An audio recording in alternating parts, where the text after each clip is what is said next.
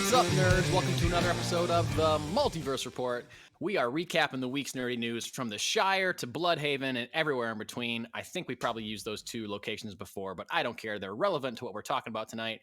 My name is Mike Gibson, one of your co-hosts, and with me as always is Steve Haller. What's up, Steve? Well, apparently 23 character posters for new series and more spider movies that we didn't know we needed, because we probably didn't. I still don't know if we need this one, but yes, great segue right into it. Our first story of the night, as I take a note to mention something later that I don't want to forget. Sony is making a Madam Web movie and has reportedly cast Dakota Johnson as the titular Madam Web, possibly. Dakota Johnson is a very well-known actress from the Peanut Butter Falcon, the 50 Shades movies, Bad Times at the El Royale, which is a great movie.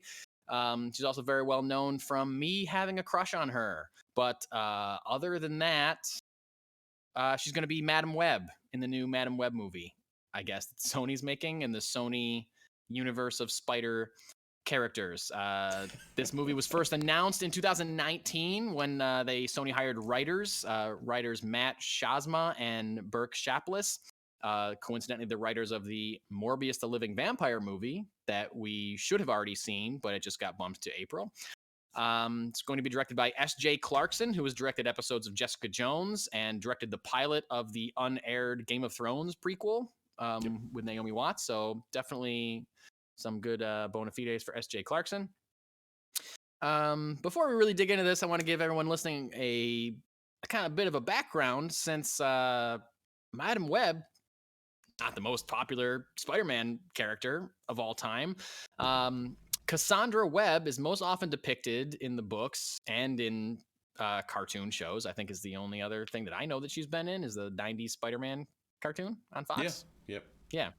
I could be wrong. I haven't watched every piece of Spider-Man media ever, but Cassandra Webb is most often depicted as an elderly, blind, clairvoyant woman who is confined to a stationary life support system that looks like a web, and using her mind reading or clairvoyant future predicting abilities is able to help various Spider-Mans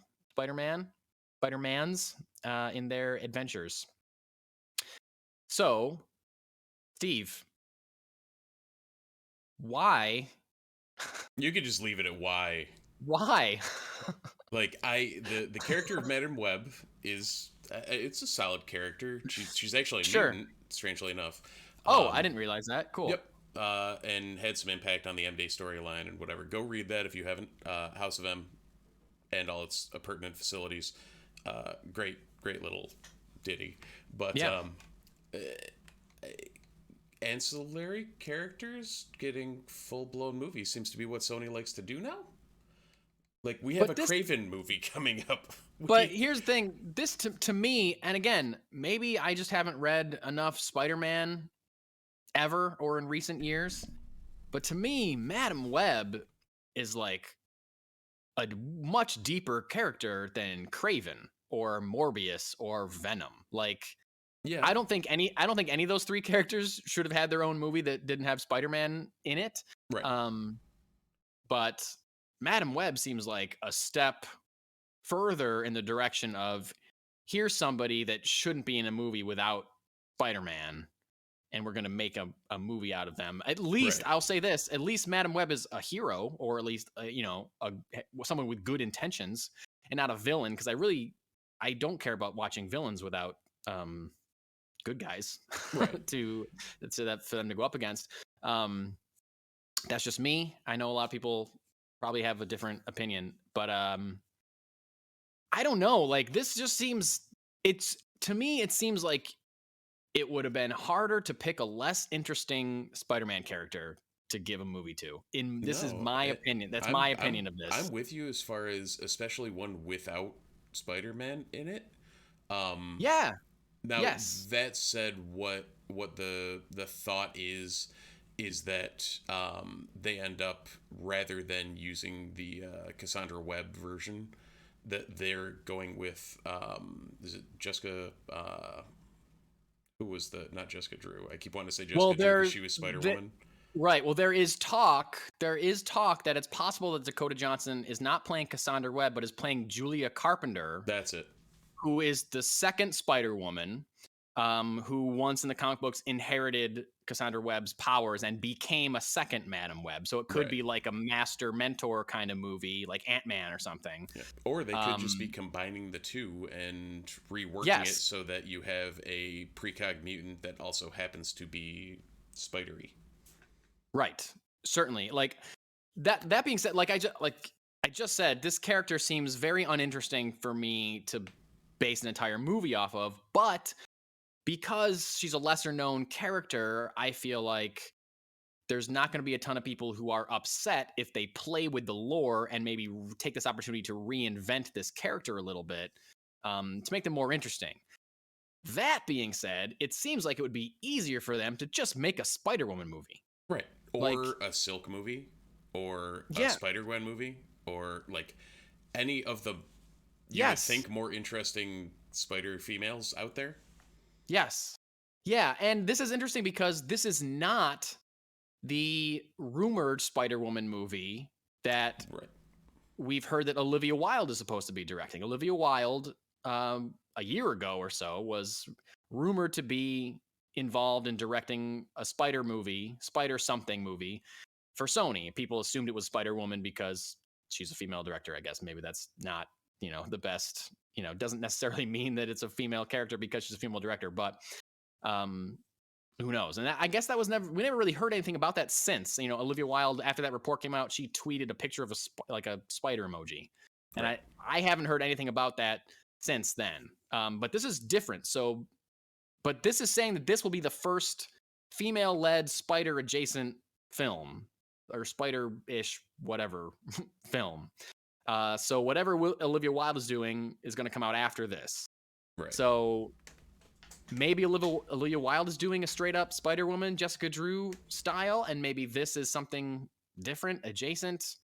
I don't know. Maybe it's Julia. I like Julia Carpenter's costume. I think it's a cooler-looking costume than Jessica Drew's. Obviously, hers is cool too, but because it's kind of like Venom meets Black Spider-Man, like with white accents. Like, it's cool. I don't know, when their hair's out, like, it's a cool costume. I'm into it. So I would, if they were telling me this was a Julia Carpenter Spider-Woman movie with Dakota Johnson, I was like, oh, that makes total sense. Like, I feel like Dakota Johnson is a good fit for that role. Yeah. It doesn't seem like she's a good fit for an elderly woman because Dakota Johnson is young. Not that. And yeah, it just seems it's in a world of Sony making strange choices with their Spider-Verse, this is the strangest to me. It's up there. Yeah. That's the fact that they're doing it at all. Not necessarily casting Dakota Johnson. Of course, you want somebody that's like good and will like put people in the theater. Yeah. But the fact that they're even making it is a weird choice. Right. Me. Exactly. So I guess more to come on that. Maybe we'll hear about that about the time that Morbius is released. Well, here's the thing. This honestly gives me more confidence in Morbius because they are moving forward with a movie written by the same people that wrote the Morbius the Living Vampire movie. Does that give you that much confidence, though? Well, here's the thing. If Morbius sucked, then there'd be like, okay, this movie sucked and you guys wrote it, so we're not going to move forward with this other movie that you wrote, or we're going to throw out this script that you wrote for this other movie because you sucked at this movie. So we're not going to give you this. We're taking this movie away from you too. We're going to have this rewritten. We're going to give it to somebody else or whatever. Right. But how much faith do you have in Sony knowing whether or not it sucked? Very little, Steve. But I'm just saying that if I don't know. I feel like, I don't know. But you know what I mean? I get you're trying to look at the bright side of it, but it's like I'm trying to look at the bright side. Sony I'm also pairing that with way to listen, or no reason to, for me to acknowledge that they have any sort of acknowledgement of what the bright side is.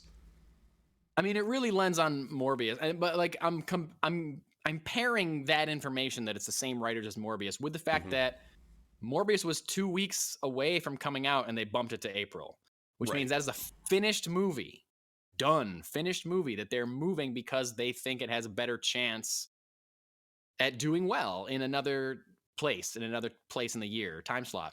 Right. So I think they have more confidence in the Morbius the Living Vampire movie. And, you know, again, I can't speak for the taste of Sony executives necessarily, but I don't know. They also greenlight Into the Spider-Verse. It's not like Sony's done terrible things. You know, Sony's made some great Spider-Man movies in their history. They've also made some bad ones, but they've made... I feel like they've made more decent to good ones than they've made bad to trash ones. Is that true? Yeah, we'll give them a 50-50. First two Tobys. It could be worse. It could be Fox and the X-Men. Yeah. Yeah, I'd have less confidence if it was 20th Century Fox. Well, 20th Century Fox is now Disney, so I'd have a lot of hope for him now. So, you know, here we go. Anyway, this was announced as being that she was in negotiations, but I do follow Dakota Johnson on Instagram, and she posted an Instagram story that was just a picture of a web emoji yesterday. So that's seeming, if there's any confirmation outside of anything, then maybe take that as confirmation that she's going to be somebody in the Madam Web movie. And I guess we'll see, because I don't know. Like I said earlier, they could really do anything with this and go any direction other than straight from the comics. It could be a complete reinvention of this character, right? Which I think would be fine with a lot of people. Yeah, that wouldn't be. I mean, there's enough room to, you know, have some liberties with any background. So. I mean, they're certainly taking liberties with Venom, and if they're able to take liberties with a A-list character that everybody loves, they can take liberties with a D-list character that people don't necessarily care about. If you're listening to this, if your favorite Spider-Man character is Madam Web, send us an email and tell us, and we'll read it on next week's episode. Absolutely. The Multiverse Report at gmail.com. Yes, please. All right. Yeah. So, I mean, like you said, Venom coming off the Cates run, they can do what they did with that, then whatever. Who knows? We'll see what happens as this evolves, but more have spiders. You watched What's that? I haven't yet, no. Have you Let There Be Carnage? You haven't watched it yet? No. Nope. Me either. I keep forgetting that it exists. Same. Yeah. I'll get there And then eventually. even when I do remember, I'm like, I'd rather watch something I've already seen before than watch something that I'm pretty sure I'm not going to like. Fair. We'll have to give it a shake sometime, but now it's not that at some time. point. We should do a first reaction audio commentary and release that for people. Oh God, to watch. They could watch it along with us watching it for the first time. That'd be both amazing and horrible at the same time. I love it. Yeah, I'm sure nobody would do that, but it would be fun that we had that. I don't know, maybe a couple people would. Yeah. Who knows? It'd be fun. Anyway, moving from Marvel into a universe that we haven't talked about too much lately, but I feel like we're going to start talking about it quite a bit more as time moves forward. Lord of the Rings.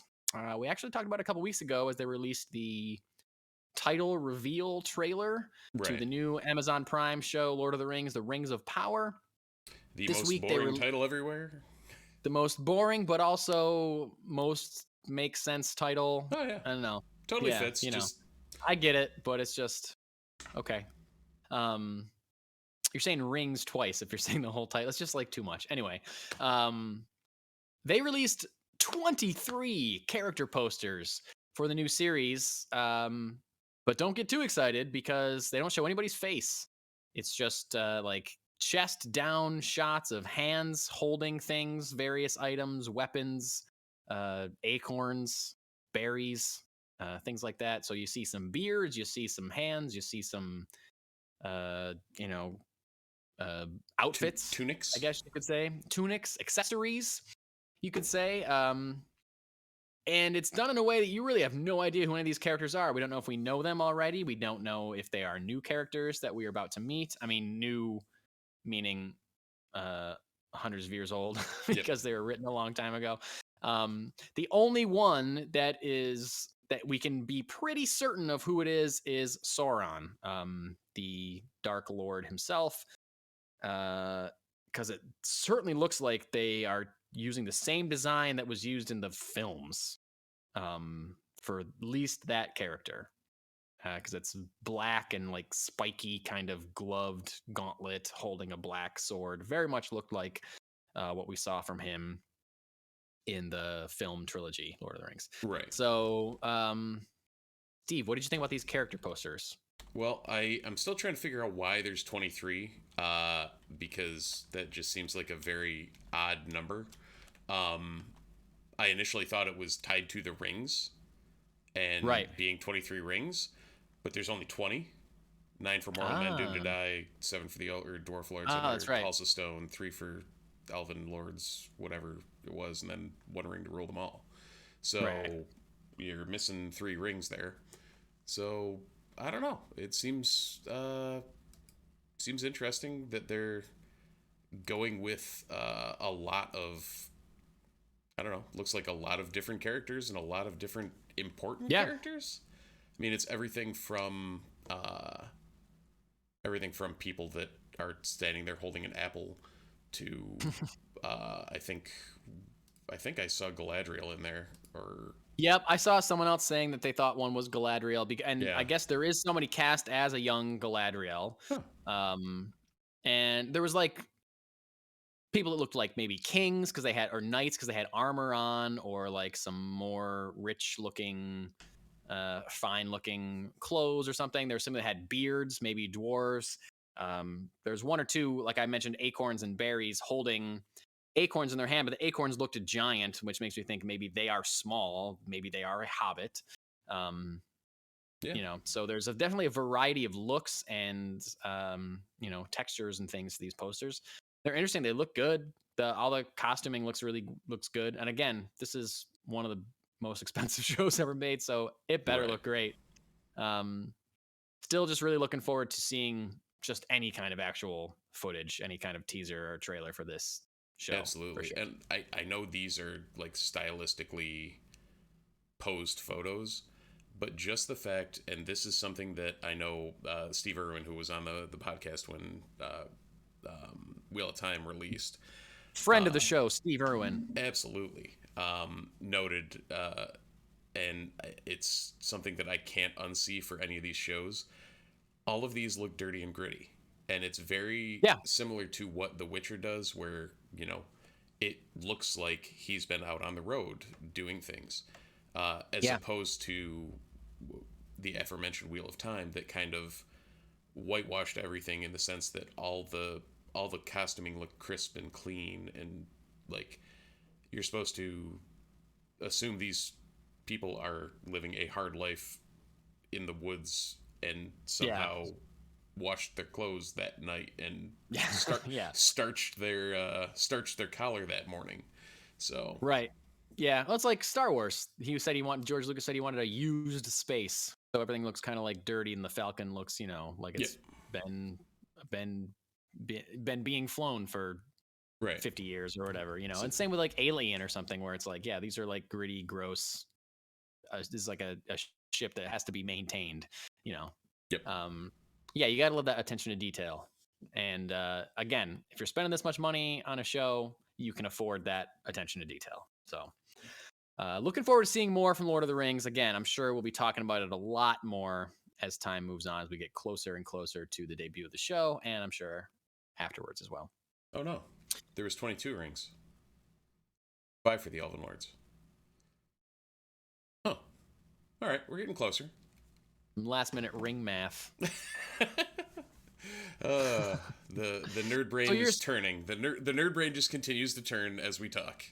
So you're thinking that each one of these character posters is a ring bearer, possibly? At least somehow tied to one, I would assume. But the hobbits never got rings, though, specifically, did they? No. So it's because they didn't even know what they were. Right. So I don't know. More to come. More to come. All right, moving from the land of Tolkien into the land of DC. And first, the thing that I wrote down, because I didn't want to forget, because I just saw this right before we went live, is that I just think this is super cool. It's not really a story. It's just a cool thing that I hope becomes the trend. Warner Brothers has re-edited the end of the most recent Batman trailer, or the trailer for the new Batman movie. Comes out next month. We're less than a month away from a new Batman movie. Very excited about it. Anyway, most recent trailer has been re-edited on YouTube, and at the end of the trailer, it suggests comic books to read. Oh. It comes up with Year One, Batman Year One, Batman The Long Halloween, and Batman Ego. And Ego is one that I've heard Matt Reeves mention specifically that he took a lot of inspiration from, and it's a story about Bruce Wayne at odds with like the spirit of Batman, basically, and like struggling with who he is versus who Batman is, and that kind of thing. But anyway, so cool that a millions of dollar motion picture that's about to bring in probably $1 billion for a giant corporation is plugging the source material at the end of the trailer, because these comic book movies have been raking in billions of dollars for years now at the box office, have reigned supreme at movie theaters across the world, and little to no reference to where the ideas come from, and pointing people towards the source material, I think, is amazing, and I hope that's something that continues to happen. Oh yeah, I mean, think about like even with Hawkeye, like they know Matt Fraction and David Aja in the credits here and there, but like imagine at the end of that credit sequence if it was just a picture of Volume 1 of Fraction's Hawkeye available now, right? Yeah, I mean, that drastically changes my opinion of how they've been treating them if they immediately are like, hey, this is where we got this from. And like, yes, they should still be paying them, but at least they're acknowledging 100%. That, hey, we ripped this completely off this dude. Yeah. That these aren't our original ideas, people. These ideas came from these 2 other people, or these 5 other people, however many, whatever. Yeah. Anyway, I thought that was super cool and wanted to mention it. Some actual DC news. We got some villains announced and cast for Titans Season 4. We got Joseph Morgan is going to be playing Brother Blood. Franca Potent is going to be playing Mother Mayhem. And Lisa Ambalvanar, that's a tough last name for me, sorry, Ambalvanar, will be playing Jinx. All 3 of these are very classic Teen Titans villains. Some of them have been Jinx and Brother Blood are on the animated Teen Titans and also on Teen Titans Go in hilarious versions of themselves. Mother Mayhem I'm less familiar with, but I think possibly all 3 of these were created by Marv Wolfman on his famous run of Teen Titans. I know, that's exciting that they're just moving forward with Season 4, and it's cool that they are bringing in more like Titans-related villains, because I feel like, I don't know, I like this show. I don't think it's perfect. It can be a little cheesy at times. It can drag a little bit, I think, but it's a step up from the CW stuff, like in a big way. But it's also budget-wise, like it's not much. It's not like must see. Like when it dropped, it's like, okay, I'll get to that at some point. It's not like I have to watch this yesterday. Yeah. And anytime I watch, it is very enjoyable. Like I enjoy watching it. Like where else am I going to see? Currently nowhere a live action fight between Nightwing and Red Hood. Like, I want to see that. I'll get excited about that any day of the week. But or Ian Glenn as Batman, because Ian Glenn as Bruce Wayne or Batman. Yeah, super cool. I did think the Red Hood thing was a little rushed. I thought they could have waited on that. I feel like I don't know. They what they should have done was drop Jason that season. Yeah. And then, let it rest for a season or 2, and then absolutely, as it's happening, like intersperse, like maybe this is him, or maybe maybe he's still out there or something like that, and just kind of tease it for a season or 2, and then like you were gonna have a season 3, you were gonna have a season 4. Yeah. So he should have died at the end of season 2 and then been gone for all of season 3, and then at the end of season 4, Red Hood shows up, right? And people that don't read the comics don't know who it is. That would be great. That would have been awesome. Yeah. But yeah, they really kind of rushed it. But so I feel like, I mean, you literally packed him being missing for 20 years into a day. Yeah, I know. Yeah, crazy. He's dead. We're sad. He is alive. It's okay. Like what? Yeah, you miss that like emotion from all those characters. He's alive and hates us all magically. Yeah, exactly. Yeah, for no reason. We were his best friends 10 seconds ago. But it seemed, I mean, I guess I don't know, because there's more to come obviously on this as well. But I like that they are casting Titans related villains and not trying to like adapt a storyline that isn't necessarily from their I mean, that's Red Hood Resurrection is like a Batman storyline. Right. Obviously, Dick Grayson, Nightwing, has like feelings about Jason and Red Hood, but like to take a story that's canonically belongs to another series or another hero and adapt it to like fit them, like, let's not do that. Let's just do some good writing and good work with villains that actually mean something to this team and has a history with these characters. Like, I think that's probably the best way to go. Absolutely. So yeah, I do love Titan. I can't, like, I kind of said some bad shit about it, I guess, right then, but like, I do love this show. I do love watching it. It's just not necessarily my favorite. Certainly no Peacemaker. This is true. That, as we'll get to later on, it's no Doom Patrol either. Doom Patrol is excellent, but that's all we got for DC this week. So we're moving into some comics. We do have some DC news for comics. It seems like it's a big week for comics here. Yeah, we got some big announcements for comics, and varying wildly in subject matter, I think, especially when you consider this first one we're about to talk about. DC has announced a miniseries called Jurassic League. I'm going to give the listeners a second to guess what that is. Jurassic League from DC Comics. Make your guess right now.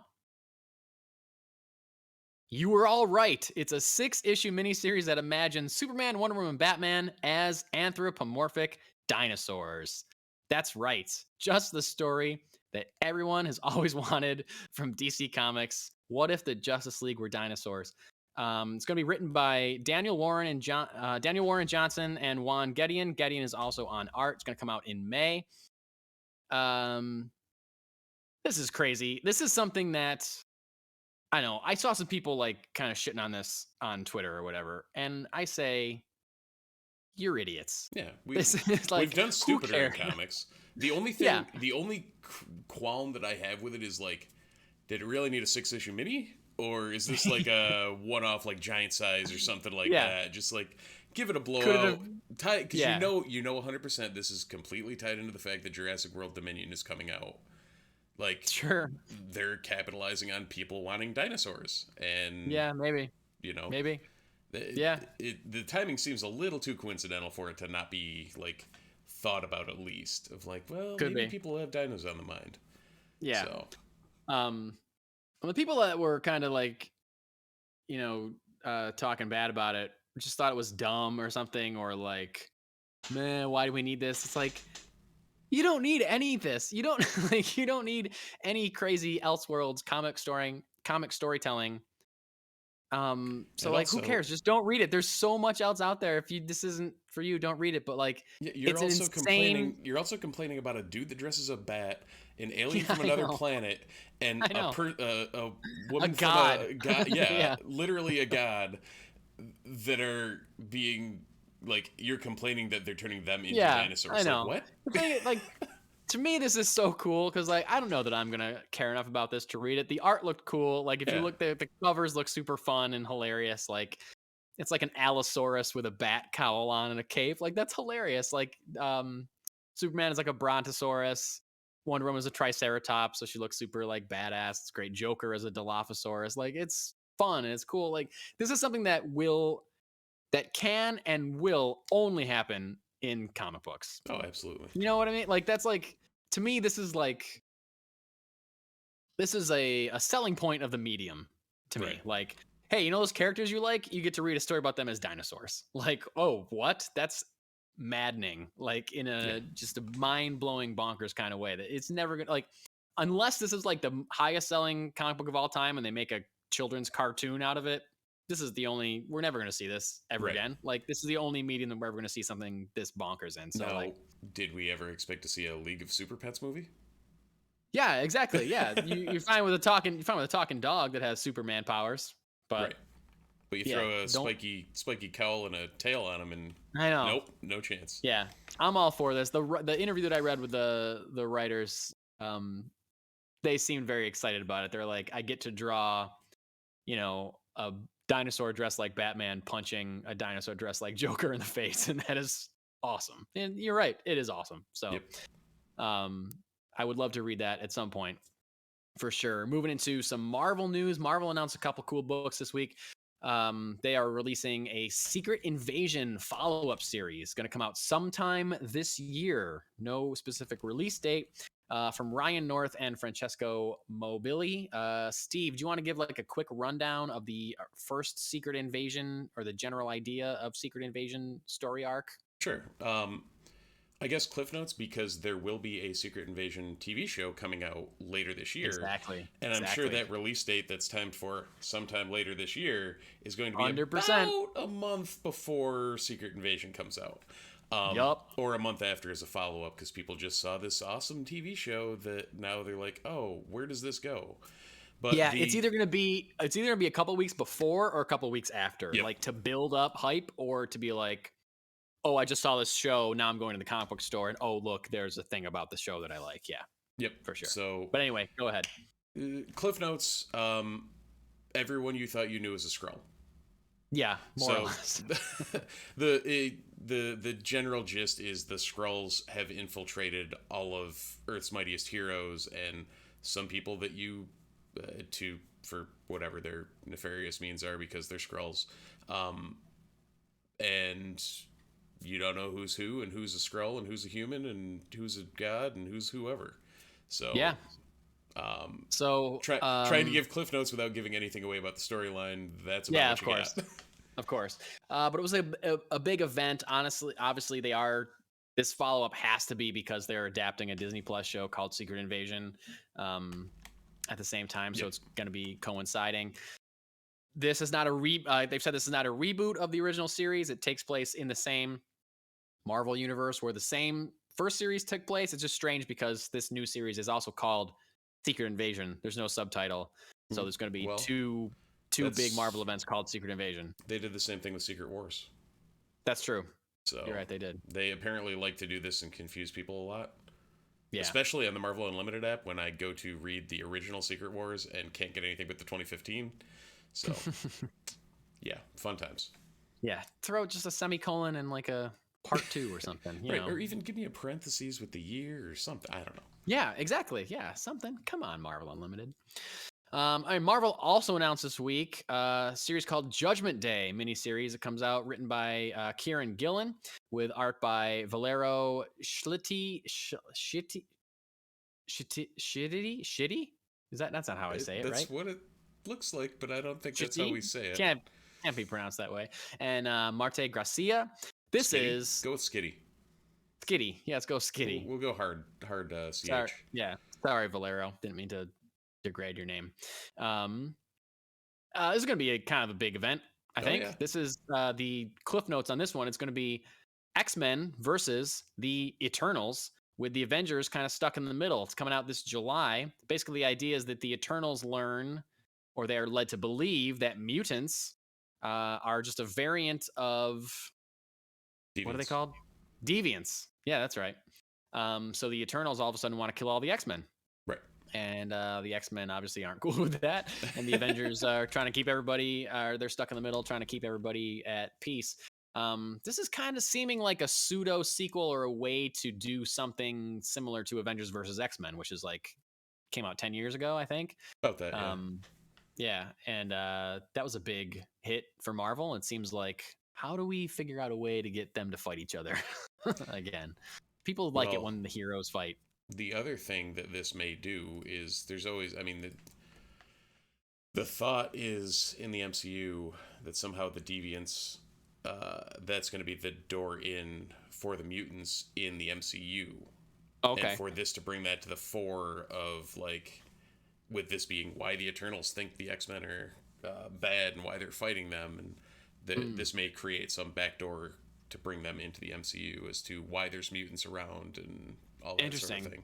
So, do they hint at that at all in the Eternals movie? I feel like I didn't pick up on any. I don't think they did in the movie, but I only saw it once because it just came out on Disney Plus, and I don't have 17 hours to devote to that movie more than once at this point. It was 2 hours and 47 minutes long. Yeah. But yeah, Kieran Gillen is writing this current run of Eternals, which apparently is phenomenal. I'm waiting for, a good jumping on point to kind of give it a go, because I've heard nothing but amazing things about it. So him at the helm, I'll take that. I mean, I'll read him writing Once and Future all the time. So That's right. Yeah. if he's taking the helm on this and it works better than Avengers vs. X-Men did, then we should be good. Yeah. What were your thoughts on Avengers versus X-Men while we're talking about It that was book? a thing. Yeah. I I liked a lot of the things that came into and out of it, but the event itself I wasn't a huge fan of. If that Okay. makes Yeah. sense. I've only read. I never read any like the offshoots. I have like the trade of like the main Yep. line. I thought it was okay. Yeah, It was it kind of fun. wasn't anything to write home about, but it did what a lot of these event books do and gave everything a good pivot point for canon. Yeah. Yeah. I didn't like that it like pretty quick just made the X-Men the bad guys. Right. Like Oh yeah. I would have liked it if it just like kept to them being at odds with each other, but more like Civil War or something. Like give them a reason to not like each other or to like be angry with each other. Yep. Like a dividing point or something. So just like, oh, and I mean, a clear dividing point is the Phoenix Force inhabits 5 of the X-Men Right. or whatever, and they become world destroying, power hungry creatures. Like, okay, Right. yeah, then the Avengers clearly have to take out the X-Men. That makes sense. But it's like as soon as that happened, I got less interested in it. To be Yeah. honest with you, I was like, oh, okay. There's no like choose a side. There's no like, oh, but Cyclops is right, but also Captain America is right. It's There's no like, like oh conflict. no, It's just like Cyclops is the head of 5 people possessed by this overpowering Yeah. force that will just destroy Yeah. everything. Great. Good job. Yeah, like okay, clear lines have been drawn. All right, I know like where it I a little- stand on this little one. muddier. I don't like Yeah. Phoenix. Got it. Yeah, I don't want my world destroyed. Okay. Yeah. Anyway, we'll see what this is like. I feel like it could be more interesting having, I don't know, like it's a excuse to use all of those characters, the crazy cosmic ones, the X-Men, and the Avengers as well. Like, Yep. let's have the Avengers try to like stop it from happening, but clearly that's going to lead into the Avengers fighting Eternals and Avengers fighting X-Men at the same time. So it's going to be just like chaotic people fighting each other constantly. I think so. Hopefully it's handled well because that many characters could always be a mess. We know Right. that. So we'll see how it goes. Last big announcement in comic world: Chris Cantwell and Ario, and I should really try to say these names out loud before we start recording because I do it on the fly and it never works out for me. Anindito, Yeah, we'll go uh, with that. developing an Obi-Wan miniseries for Marvel. It's going to come out in May. It's going to be centered on Obi-Wan Kenobi in his final days on Tatooine, looking back over his life and like keeping a journal of his days in the rebellion and his days with in the Clone Wars and training Anakin and all this other kind of stuff like throughout his entire life. This is also going to be a 5 or 6 issue mini, I think, as well. But I think this is I don't know, awesome sounding book. Yeah, you had me at Obi-Wan memoir. Yeah. Like, or just Obi-Wan. You could have just put Obi-Wan on a piece of paper and I would have been happy. Yeah. It's funny because the title page and they showed some of the cover art and Right. it looks like the cover art looks very reminiscent of the Charles Soule Obi-Wan and Anakin, and even the title block itself looks almost spot on to what it was. So it'll be interesting to see. That was Charles Soule and Mario Cicchetto, which the art in that was phenomenal. So we'll see what Cantwell and Anindito end up coming back with, but it seems very an Obi-Wan memoir seems like a really cool concept. Yeah, and speaking of things of comics coinciding with live action releases, I read a rumor that Obi-Wan Kenobi, the Disney Plus show, is going to come out in May. I believe that actually has been confirmed now. Has it been confirmed? I believe so. I'm pretty sure May 4th is a Wednesday this year. Oh boy! If they don't release Obi-Wan on May the 4th, they're dumb. Just dumb. Yeah, that would be a little too perfect. How could they not do that? Sometime in 2022. Yeah, Screen Rant says premiere date will reportedly be in May. So Reportedly, yes. It hasn't been confirmed. It was leaked by a Disney exec. So that's about okay. That's about as leaked as she gets. If it's coming out, okay, I would understand if it's not coming out until June or something. Right. Fine. Or if it has to come out in April, or it's not ready, so they have to push it till the summer. But if you're releasing it in May and it doesn't come out on May the 4th, Disney, you go home. You deserve to lose the rights to Star Wars if you don't do that, Disney. There must have been. I can even say someone looked. I would believe if someone looked at a calendar 6 months ago when they started putting out like WandaVision and stuff, and we're like, oh, we should announce that our release dates. Oh, because they were on like Thursdays, right? Weren't they on Thursdays? They were Fridays at first. Like WandaVision were coming out on Fridays because we were all staying home and not doing anything. Right. So, but then they made a big announcement. They were switching it to Wednesdays. Like, I would believe if someone was like, we should switch it to Wednesdays because May the 4th is a Wednesday this year and it could be a big Star Wars thing. Like, so let's switch it now so it seems like just happens to go and coincide with that. Well, like, I would and then but that was because it was What's that? Bad Batch was coming out at the same time as another show, I think. Loki, so they weren't really right? Yeah, I think Loki and Bad Batch were having it at the same time, so they weren't releasing them on the same day. So yeah, well, I feel like we could probably put money on the fact that Obi-Wan is coming out on May the 4th. Here's to hoping they don't screw that one up. Yeah, I mean it's just so obvious. This week in comics coming out this Wednesday, we got Avengers number 53, Batgirls number 3, series I've been enjoying quite a bit. Batman Catwoman number 10, Buffy the Last Vampire Slayer number 3, Critical Role Vox Machina Origins number 5, Draculina number 1, Faithless Volume 3 number 1, King of Spies number 3, Magic the Gathering number 11, Moon Knight number 8, New Mutants 24, Star Wars Darth Vader number 20, Superman Son of Kal-El number 8, and X Deaths of Wolverine number 2. Yeah, I feel like I don't know. I'm in the Batgirls. I'm in a Batman Catwoman. I read one issue of Buffy the Last Vampire Slayer. I liked it a lot. I feel like I have lessened my poll list lately because I still just have a stack of stuff that I haven't read that I'm trying to catch up on. So a lot of these things sound super cool. Like I've heard great things about Faithless, and it's in its third series. And this run of Moon Knight's been fun. Stuff, but yeah, New Mutants is still New Mutants. Like that'll always have a soft spot for me. I'm actually intrigued, and not because of the comic end of things, but I do want to touch on Critical Role Vox Machina Origins. If you haven't had a chance to watch the Vox Machina, or the Legend of Vox Machina on Amazon, I know we talked about it a couple weeks ago, and we talked about it last week, but very, very cool. Invincible style animation, like somewhere in between that and a little I'm not an animation guy, I don't know, but it made me think of Invincible in the style that it was drawn in. But a lot of fun. Definitely don't watch it with your kid.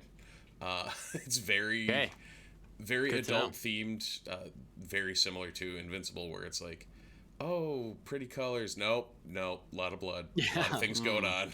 Okay.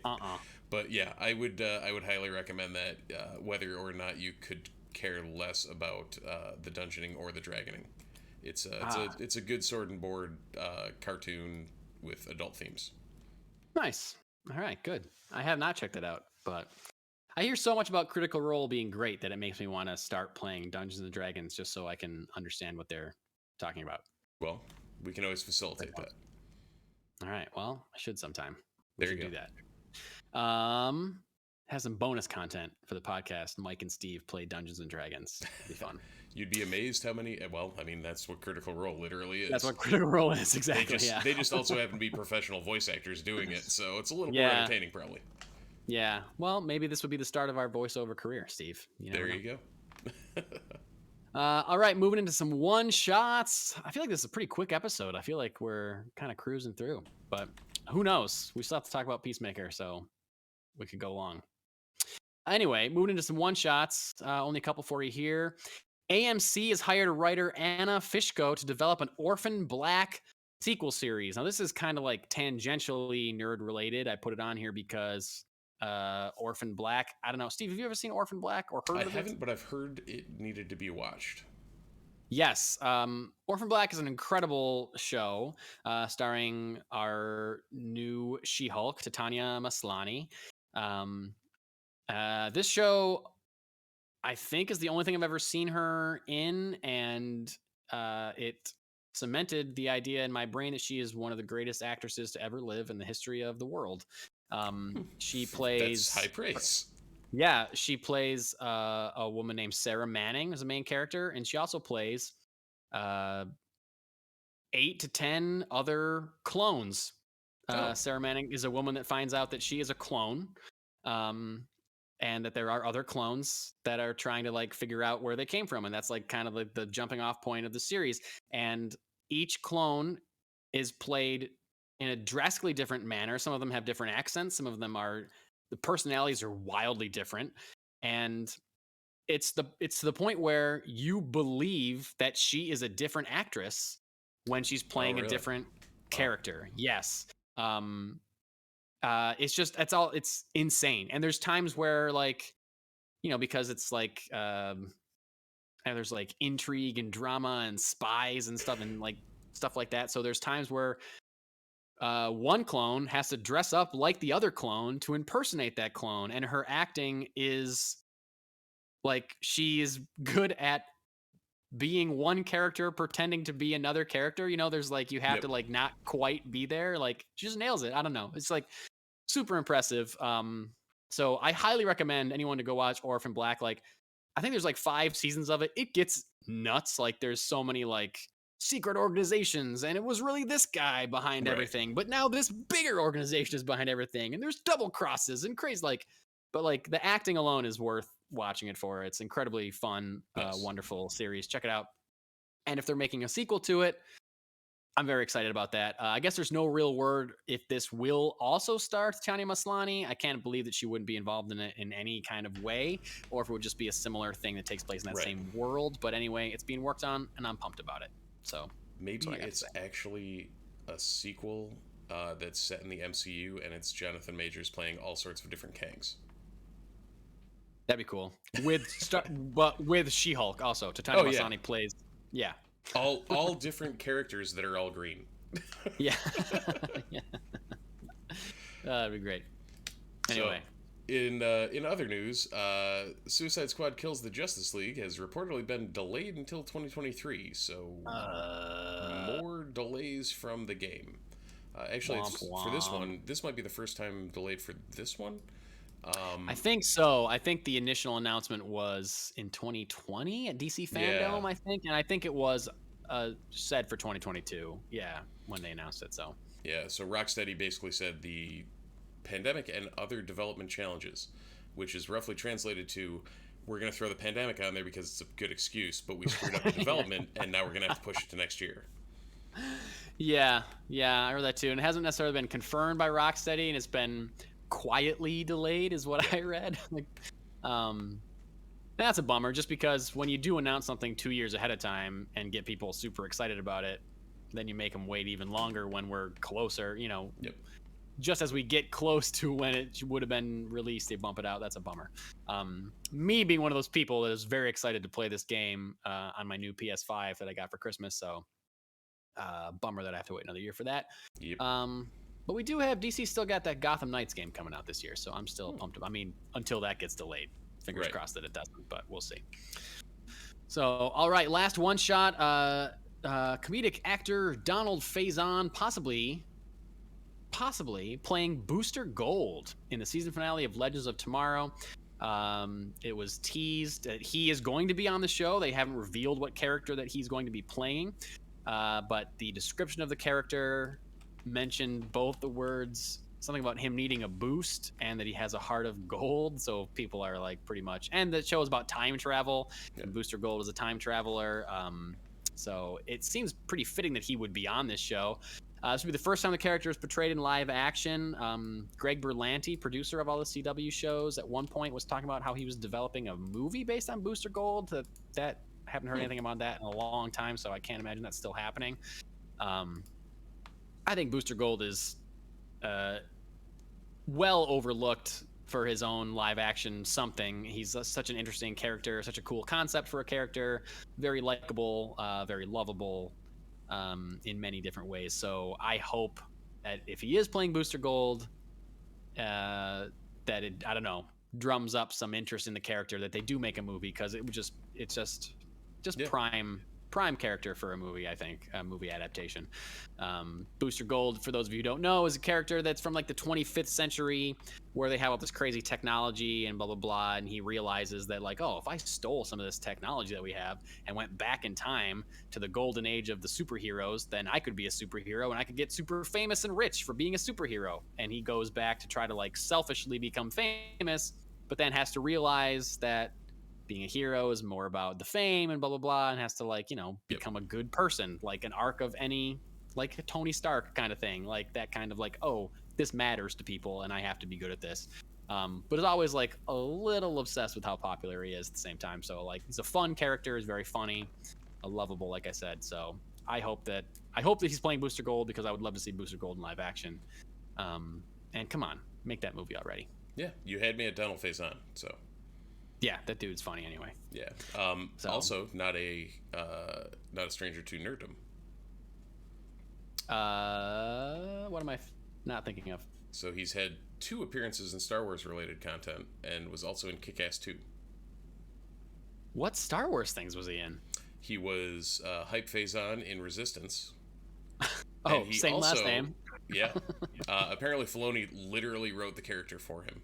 Oh, amazing. Because I guess he's a huge Star Wars nerd, and was on the periphery. I believe he was a voice in the Robot Chicken Star Wars stuff that Seth Green did a while back. Okay. So, awesome. There we go. Stupid cool. things that are in my head. Did you ever see Kick-Ass 2? I never saw Kick-Ass 2. No, I'm not going to lie. No. I didn't even... I looked up his IMDb because I knew he was in Resistance. I was like, what else has he been in? And then I found out they made a Kick-Ass 2. Oh, yeah. So I knew they made it. Jim Carrey's in it. He's like the bad guy or something in it, I think. Huh. Yeah. I never saw it. I like the first Kick-Ass movie. I think it was great. Yeah. I had the first volume of the book, of the hardcover collection. I think the book is great. I think the movie's really good too, but I never saw a sequel. I don't know why. There you go. That's my story about that. I hope it was interesting. So for those of you expecting us to talk about Boba Fett, guess what? We're not going to, because we already did. It should be in your feed already. We did a special spoiler reaction to that insane, huge episode 6 of Boba Fett. I thought it was going to be the season finale, so I was very confused while I was watching it. Turns out it's not. We got one next week, so we'll talk about it next week. Yeah. But Cliff Notes on that. So, we'll we have a link in the show notes to the episode where we talked longer than the episode about the show. So if you feel like tuning in, take a look at that. If you subscribe, it's already in your podcast feed somewhere. So good luck. It is a deep spoiler reaction to episode 6 of Boba Fett. So do not listen to it or watch it without having seen the episode. Right. And if you can imagine, we spoke 51 minutes about a 47-minute show, so we probably enjoyed it. Yeah, there's probably a lot to talk about. So anyway, what we are going to do is talk about Peacemaker in a segment that we never really came up with a good name for, but my wife suggested that we call it Peacemaker, Speechmaker, like a little rhyme thing, like Hawkeye, Talkeye, Boba Fett, seen it yet? Peacemaker, Speechmaker, because we're talking. That's something. Who knows? It's a hard rhyme. It's a hard rhyme to do. Yep. Anyway, so if you haven't seen the new episode of Peacemaker, you should stop listening now. Episode 6 of Peacemaker. But before you do that, click down below to follow us on Twitch, or subscribe on whatever your preferred watching or listening medium is. Leave us a review. I think we did get a 5-star review in this week from a wonderfully anonymous viewer. Who awesome. may or may not have texted us on the side and said, hey, finally reviewed you. So completely appreciate it. Thank you. And beyond that, I would say check out the revamped themultiversereport.com, and you can see the links to the latest videos in the feed, as well as links to the latest podcasts via Apple Podcasts. And feel free to get a hold of us on socials. They're all linked there. The Multiverse Report at most places, or Multiverse RPT on Twitter. Yeah. So, goodbye to all of you people. Peacemaker people, hello. Thank you for joining us. So happy that you're here, that we can talk about this amazing, wonderful show. Damn. I continue to love this show. I heard that this show was the craziest episode. I don't know if it's craziest, but it's certainly, by the end of it, the stakes were raised. Yeah, and things got real. You kind of get a feeling of where it's going by the end of it. But I should say I really liked was it, I guess I don't remember exactly everything that happened in order, but clearly Peacemaker is starting to lose trust in the team and feel like they're hiding something from him, because now everybody, including Adebayo, or everyone except Peacemaker and Vigilante, know that Myrn is a butterfly. Yep. And apparently he's a benevolent butterfly. He's like the one that dissented, which makes it weird that he attacked Adebayo at the end of episode 5, I guess, if he was, not trying to actually hurt her or anything. And at first, that scene, when it opened with that ending scene, and then Harcourt showed up, I was like, "Are all of them butterflies? Right. Yeah, what the that hell? was my initial Why thought too, yeah. but Yeah. lo and behold, it seems like we're safe from that fate at this juncture, at least. Yeah, that would have been shitty. I would not have liked that if it was a real reveal that they were all butterflies. Economos's reaction is the best ever, though. Oh, the fingers in the ears? No, I'm not going to talk about it. You literally meant he puts his fingers in his ears. Yeah. Okay. That's great. But yeah, I like that, because, Peacemaker is portrayed as an idiot a lot of the time, because he is. But they can't play that card so much that we don't believe that he would, be able to figure out normal, rational things. You know what I mean? Right. Like, it's very obvious that they're not telling him something, and if he was oblivious to that, then he can't be so much of an idiot that we don't trust him or don't believe him or don't care about him, I guess, Right.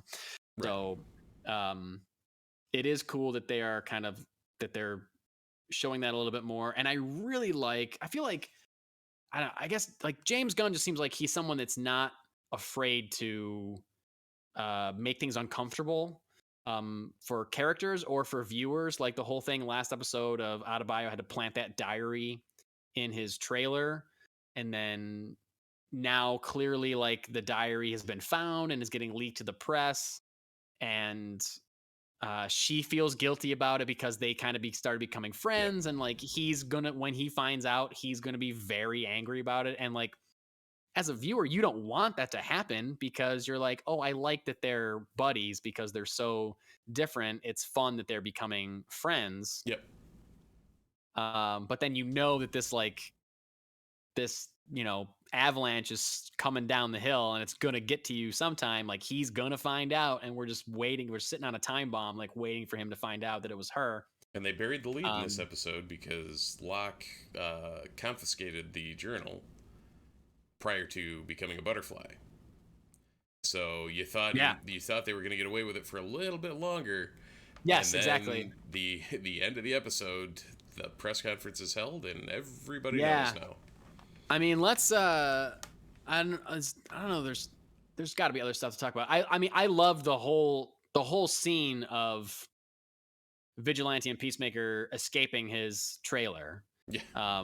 While it was surrounded, like, getting out through the roof, and then they're in the trees and stuff, and like, that was super cool. Big MVP this episode, Eagly. Absolutely. Taking out dudes left and right in the woods and plucking out eyeballs and shit. Wow, that was awesome. That was so good.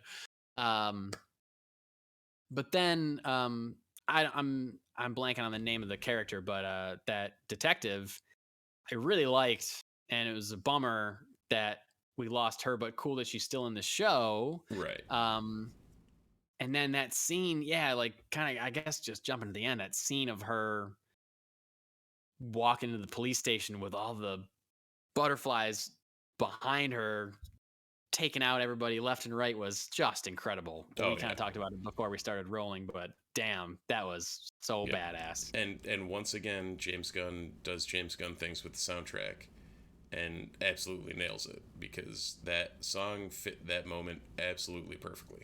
Wonderfully. And it, like, they play almost the entire song. Like, that was clearly, like, James Gunn has said that he writes his scripts, and he, like, in the script he will note this is the song that's playing. Like, it's not a thing where he's like, it should sound like this. He's like, this exact song I'm writing for this exact song. Right. We're not talking like George Lucas saying, use the thing from Apocalypse Now for this section and write your own version of that to John Williams.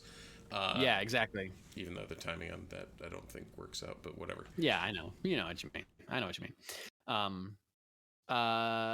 And he, like, storyboards all his own scripts too, I've heard. So, like, he had this in his head exactly, like, this is the song that's playing, and this is what's going to be, this is the line that's happening while this is happening, and when she goes in here, this is going to be happening. So cool. Like, the dude is such a visual genius, I think. It's so good. And the fact that we now have two camps of villains, which I think is very interesting. We have the butterflies and we have the white supremacists. And like in episode 3 or 4 or whatever, when we saw that costume, you knew at some point someone was going to put it on. I didn't know if it was going to actually be the dad, the white dragon costume, I should say. Didn't necessarily know if it was going to be the dad or not, but here we are. He's out of jail and this is happening. And he's on a mission to do something he, quote unquote, should have done years ago and kill his damn son. Yeah, man. We got a little bit more of that flashback that Peacemaker was having about his brother dying. We still don't actually know what really happened. I'm sure we'll get more of that before the series is over. We know his dad blames him. We don't know if he actually did it or not. Yeah, or if it was I mean, seemingly probably was an accident. I guess who knows? Who really knows? We will find out. But again, like I said, James Gunn not afraid to, like, go there. So maybe it wasn't an accident. Yeah. Maybe we're supposed to be conflicted about this main character. We certainly are already. But speaking of conflict, we got a confession from Peacemaker to Harcourt saying, I don't want to kill people anymore. He said, kind of just came out. He seemed like in a vulnerable state and said, I don't think it was the dove that wasn't on the gun. I think I just don't want to kill people anymore. Like, wow. Okay. Yeah. Which seemed like the necessary arc stemming from Suicide Squad. Yeah. From the way he looked as he looked into the dying eyes of Rick Flag, as Rick Flag said, Peacemaker, what a joke, and died. Like, he felt bad about that. And then that has been the incident that has sparked his arc on this entire show, which is such a cool thread. I don't know. Yeah, this show's dope. I don't know what else to say. No, it's so good. Other of note, the end of that was actually John Cena playing that piano. Yeah, okay. I didn't look that up specifically, but I noticed there were several shots that started on his face, then panned down to his hands. So I was like, okay, either he's actually playing this or he knows really how to look like he's playing the piano. Right. But so you say it was actually him. That's amazing. Yep. Yeah, that was apparently actually him playing. So nothing like a piano cover of a Motley Crue song, apparently. Oh, is that what it was? I didn't recognize it. I didn't recognize it at all, but the title of the article I had pulled up before the show was, yes, that really was John Cena playing that gorgeous Motley Crue cover on piano. So. Oh, awesome. I thought that was great too. Like, it went on for like a while. It was like a lengthy scene. Yep. But it kind of said a lot about who he is and what he's feeling and like how he is right now. Like, he just needs a moment, or whatever. It's like an unseen talent. Like, seemingly like he would have been embarrassed to have someone see him do that. Like, he checked to make sure no one was there when he started doing it. Like, I can't let anybody see me being vulnerable and doing something artsy or whatever. I don't know, just so cool. I think I love that we're set up, like mentioning the two camps of like villains, and we don't really know how that's going to play out. Like if they're going to end up fighting each other, or like the team, Peacemaker and his team are going to be in between both of them, or they're going to be taken care of separately. But the cool thing about the butterflies inhabiting all the cops or whatever is that now I feel like thinking kind of like a step back, like bigger picture studio kind of like mentality. I feel like studios are iffy about like, okay, we have a main character that's going to be brutally murdering innocent people. We don't want that because he's a hero, right? He's Peacemaker and he's kind of a douchebag, but he's got to be the hero. He's the star of the show. Okay. Well, what if all these innocent people are no longer innocent people? They're aliens. They're evil aliens now. So like, and on all these people over here, they're white supremacists. So we know that they're evil. So now we have 2 episodes left and free reign for Peacemaker or Vigilante or anyone on that team to just straight up murder all of these people and to have nobody feel conflicted about it whatsoever, which I think is good. I don't know. That's like a good way to maneuver to a big bloodbath of a finale. And I can't imagine this finale is going to be anything other than a bloodbath. Really, no. And this show already had a high body count, and after this week's episode, you're just like, well, it's going to get higher. Could get a lot higher. Yeah. Oh, dude, do you see the post-credit scene of this episode? How creepy is the guy that was playing the captain that was installed by Myrn, like the captain that was like on the side of the. Yeah, was that Locke? Okay, that's his name, Captain Locke. Yeah, that dude was so creepy. Yeah. So what was the post-credits?